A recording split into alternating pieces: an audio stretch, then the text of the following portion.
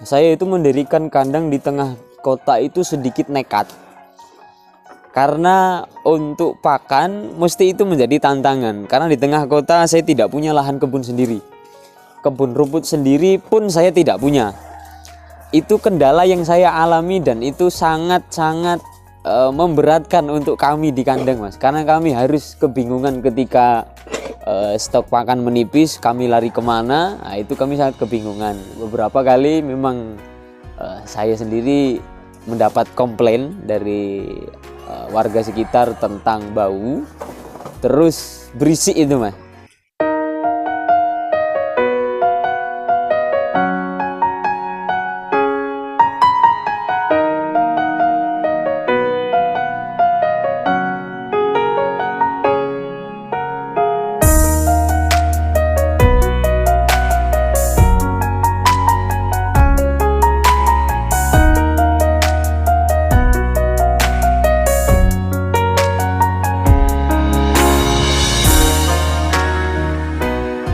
Assalamualaikum warahmatullahi wabarakatuh. Untuk teman-teman sekalian, perkenalkan, nama saya Taufik. Untuk nama kandang Artomoro Farm. Alamat kandang itu di Bandar Lor. Kalau teman-teman Kediri barangkali tahu ada bakso mama itu bagian depan. Nah, depannya itu ada gang lah, itu masuk sampai nanti ada gang sebelah kiri, gang 9E. Nah, itu alamat untuk kandang kami Artomoro Farm. Untuk awal mula begini, Mas, saya itu memang keluarga di rumah. Saya kan bukan asli Kediri, kebetulan saya asli Lampung. Terus saya mondok di Lirboyo dulu. Kalau pertanyaannya bagaimana awal ternak itu, yang saya mulai sendiri itu mulai 2017. Cuma untuk bagaimana saya tahu ternak, bagaimana saya suka ternak itu memang dari rumah. Jadi sejak kecil itu katakanlah begini, saya makan itu dengan kambing. Saya kecil itu saya ingat saya duduk di bagian tempat pemakanan itu, saya duduk dengan kambing. Itu saya suka, Mas. Itu saya suka dan akhirnya seperti mendarah daging untuk khususnya di kambing. Karena menurut saya begini, Mas, semua profesi itu, orang yang melakukan profesi itu harus mencintai apa yang dia lakukan. Karena tidak akan berhasil, tidak akan sukses kalau orang itu tidak mencintai pekerjaannya. Saya fokus di 3 opsi, Mas. Yang pertama itu breeding, terus yang kedua fattening, terus yang ketiga penggemukan. Semua opsi itu saya ambil bukan kok serakah. Itu karena saya inisiatif begini. Kalau misalnya ini saya posisi dalam masih pemula ya, Mas. Kalau dikatakan sukses belum, lebih tepat di pemula. Kalau saya hanya breeding, otomatis operasional setiap hari itu tidak akan terhandle. Karena yang pertama modal yang saya punya itu tidak banyak tentunya. Makanya saya inisiatif dengan trading itu, jual beli. Nah, jual beli itu saya inisiatifkan, hasil dari itu saya alokasikan ke kandang. Itu nanti berhubungan dengan operasional, pakan, anak kandang. Jadi menurut saya semuanya harus full senyum, tidak susah begitu. Nah, itu untuk opsi itu semua saya ambil. Terus selanjutnya untuk jenis, sementara ada beberapa PE itu memang saya upgradean dari sebelumnya. Sebelumnya itu saya lebih ke kambing Jawa karena sanggupnya beli waktu itu kambing Jawa. Itu saya awalnya memang kambing Jawa. 2017 saya beli betina koploan itu seharga 3.200.000 hamil. Sampai saya sekarang itu upgradean dari itu, Mas. Jadi saya upgrade sampai sekarang ada beberapa yang dengan spek yang lumayan, saya kira begitu, dengan kuping yang luas lah, dengan ya ikut-ikutan tren teman-teman. Itu untuk jenis, tapi untuk saat ini memang populasi terbanyak itu kambing Jawa. Karena saya niatkan nanti itu saya breeding, Mas. Itu nilai jualnya kan akan bertambah. Karena kan misal kita pelihara betina sampai melahirkan terus keluar anak, itu kan nilai jualnya naik. Nah itu nanti saya upgrade ke yang lebih bagus lagi. Populasi sekarang kurang lebih 48-an, itu betina, babon, cempe serta pejantannya. Untuk mulai itu tadi Mas, saya mulai dari 1 ekor. Dalam waktu saya mulai 2017, berarti 2017, 18, 19, 20, 21, 22, 6 tahun. Tapi kalau teman-teman menanyakan, loh 6 tahun bisa sepesat itu Mas? Enggak, begini. Memang untuk memulainya itu saya dari angka yang 1 ekor itu. Dan itu saya niatkan untuk belajar. Lah soal kok pengembangannya pesat, itu teman-teman saya beri pengertian begini. Untuk belajar memang saya sedikit. Lah kok sekarang jadi banyak, kenapa? Itu karena saya mengeluarkan modal. Jadi setelah belajar, saya pahami semua aspek-aspek di ternak itu, dari mulai pengurusan, metode pakan, terus di marketing. Marketing juga saya pikir penting Mas. Orang mau sebanyak apa pelihara tapi marketingnya enggak bisa, sama saja kita enggak bisa jual kan. Saya pikir begitu. Setelah saya pelajari semua itu, saya pahami dan saya berani melangkah ke yang lebih banyak, saya kira begitu. Naik upgrade dari C ke B, saya kira begitu. Itu saya mengeluarkan modal. Nah catatan untuk teman-teman begini, kalau memang teman-teman punya niatan untuk masuk ke ternak, itu yang diperhatikan pertama, jangan terlalu bernafsu. Jangan terlalu bernafsu untuk melihat contoh, barangkali di YouTube banyak kisah sukses memang. Yang tadinya 20 ekor sekarang jadi 200 ekor, itu barangkali teman-teman terpancing nafsunya untuk, wah saya punya modal sekian, saya alokasikan untuk kambing 200 ekor misalkan. Pengalaman tidak punya, manajemen tidak punya, tentu ini akan fatal. Karena ya nanti kalau ada yang sakit, tidak tahu bagaimana cara ngurusnya, itu nanti mati.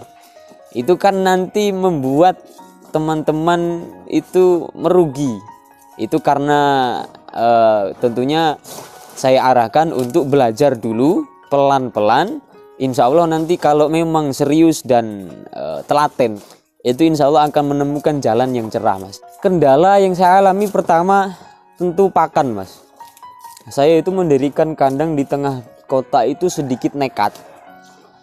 Karena untuk pakan mesti itu menjadi tantangan. Karena di tengah kota saya tidak punya lahan kebun sendiri. Kebun rumput sendiri pun saya tidak punya.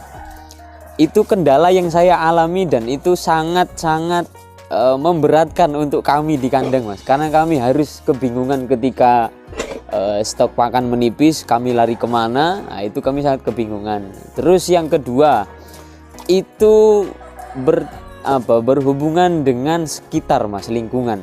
Itu beberapa kali memang saya sendiri mendapat komplain dari warga sekitar tentang bau, terus berisik itu Mas. Karena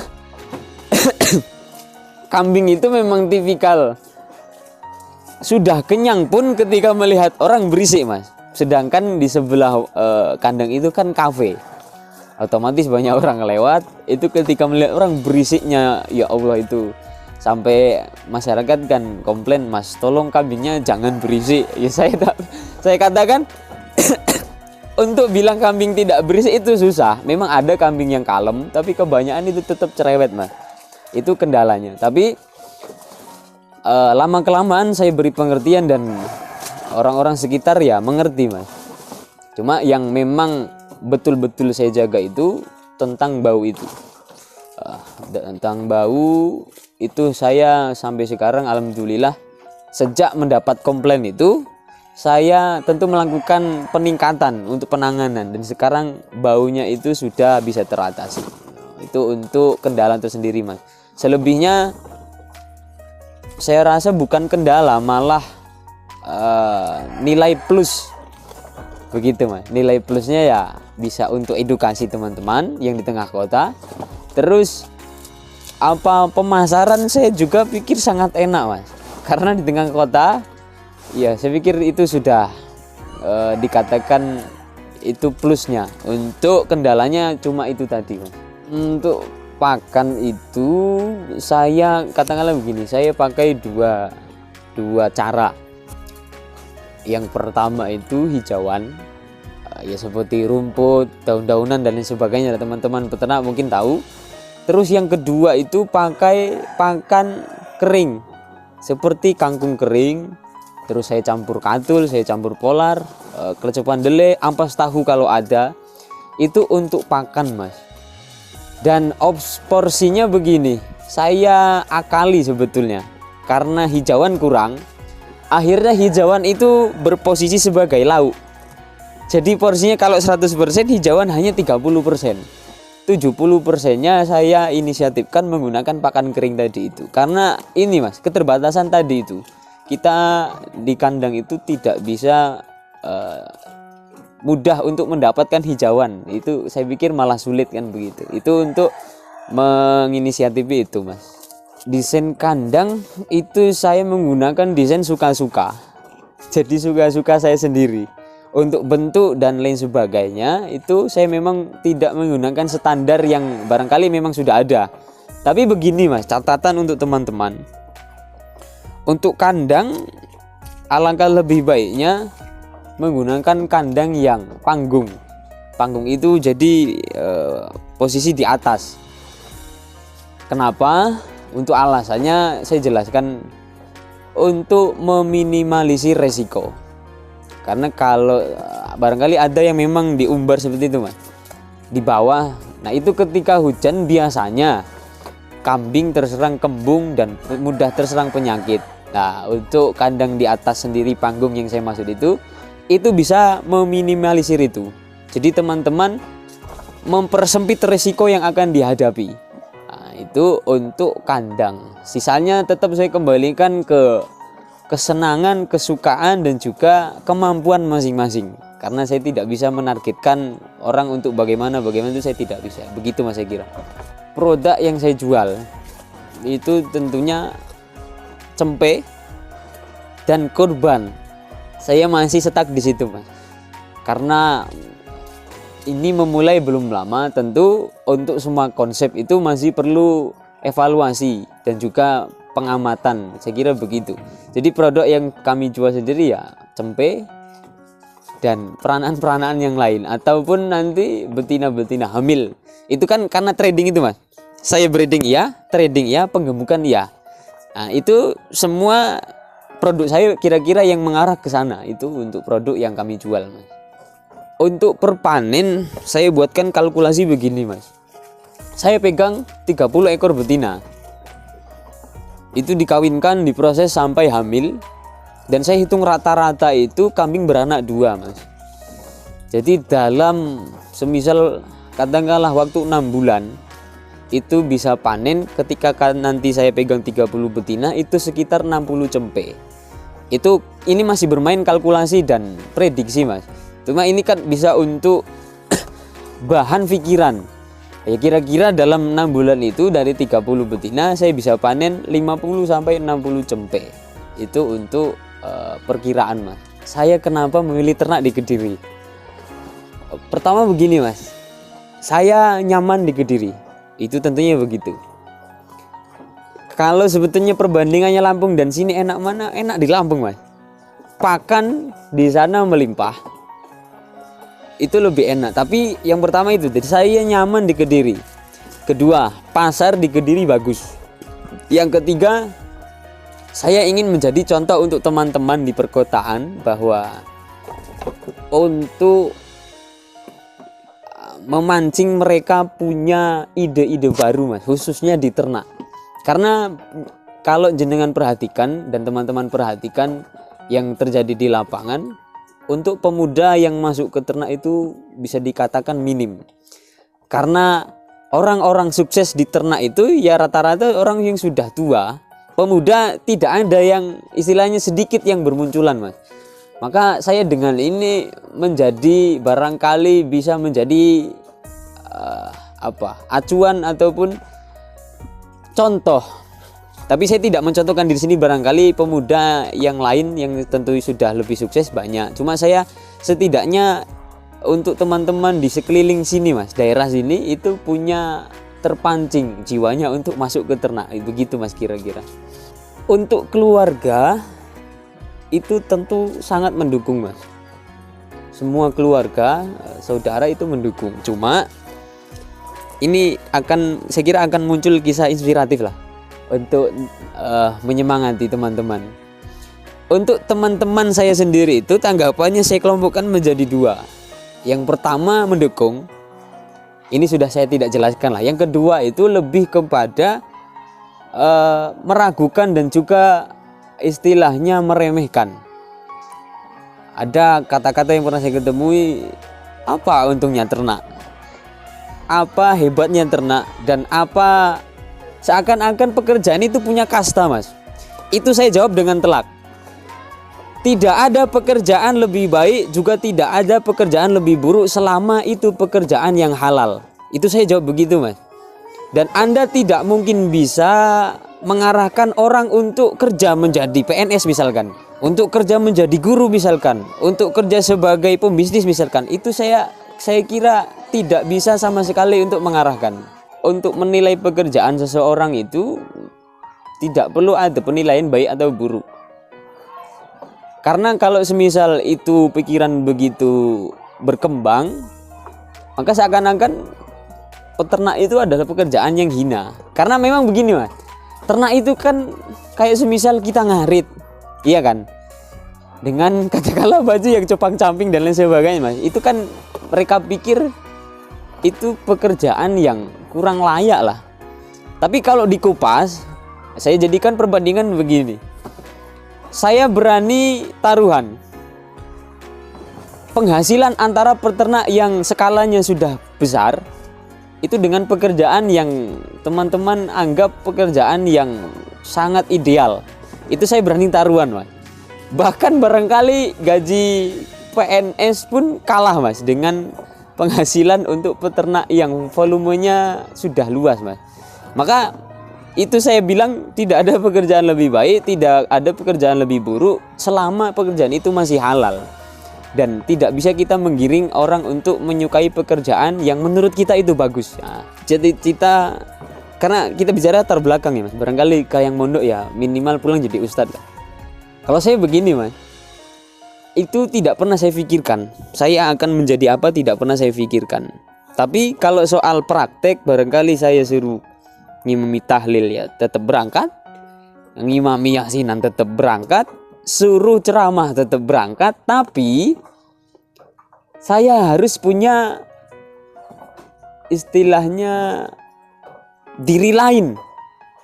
Karena saya berpikiran ya saya pikir untuk ranah-ranah agama itu bukan pekerjaan Mas.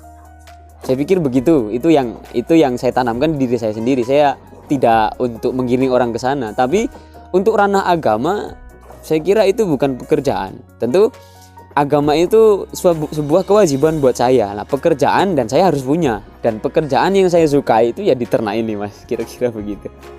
Untuk peternakan ke depan saya harapkan akan diisi oleh generasi muda yang lebih dulu sukses biarkan sukses, dan yang generasi selanjutnya untuk mempertahankan Mas, untuk mempertahankan eksistensi peternakan di Indonesia. Tentu anak-anak muda itu ya mari kita berangkat, mari kita mulai. Itu untuk harapan saya sendiri Mas. Dan tentu pesan yang saya ingin sampaikan tadi itu untuk pemula, tolong pelajari, pahami bagaimana ternak. Jangan terkejar oleh nafsu. Nanti resiko yang akan jenengan hadapi itu sangat besar. Saya kira begitu Mas.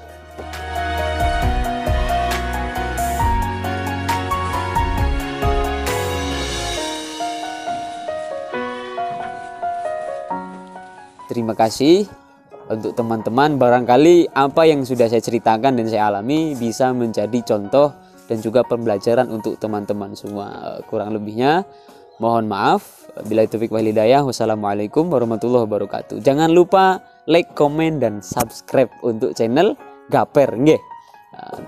Terima kasih.